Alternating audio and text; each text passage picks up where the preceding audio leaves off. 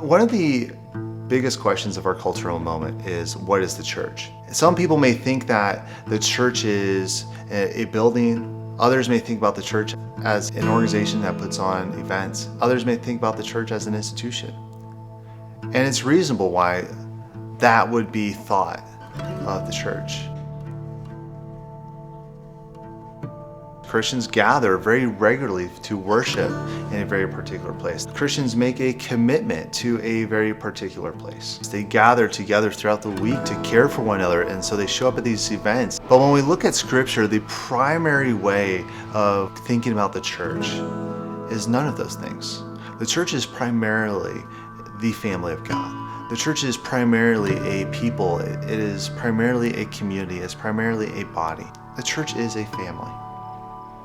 And it is a family that has a particular work in this world. Our purpose is to reflect the heart of God to the world. And if we want to see a clear picture of the heart of God, we look at Jesus Christ. Because in the Gospels, we see a picture of God in the flesh. We see in Jesus one who is fully man and fully God. He perfectly reflects God's heart for us. One of my favorite stories that Jesus told is in the Gospel of Luke. There are 100 sheep that's owned by this one shepherd. And one day, one of the sheep is missing. And so the shepherd leaves the 99 to pursue the one. That is a picture of God's heart.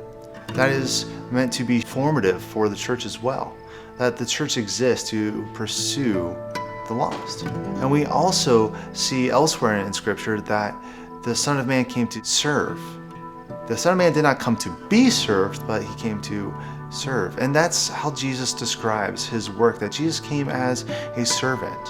One theologian put it this way, that the church exists for the sake of its non-members.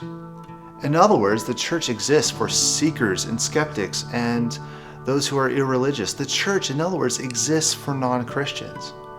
And so when Jesus calls us to follow him, when he says, "Follow me," he's calling us to enter into a lifestyle of service. He's calling us to enter into a lifestyle of hospitality. He's calling us to enter into a lifestyle of learning as we are walking with him in our everyday lives.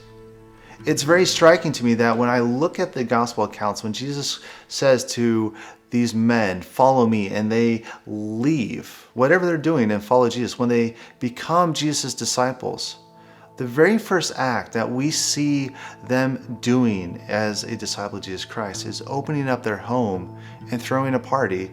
They're introducing Jesus to all their friends and family and associates. The lifestyle of one who follows Jesus is a lifestyle of hospitality. And so as we are following the way of Jesus for the good of Westchester, we are committed to learning about the way of Jesus together, because that is how Jesus calls us to follow him. He calls us to follow him together because we are a family of missionary servants. When you're hungry, you're thirsty, you're tired.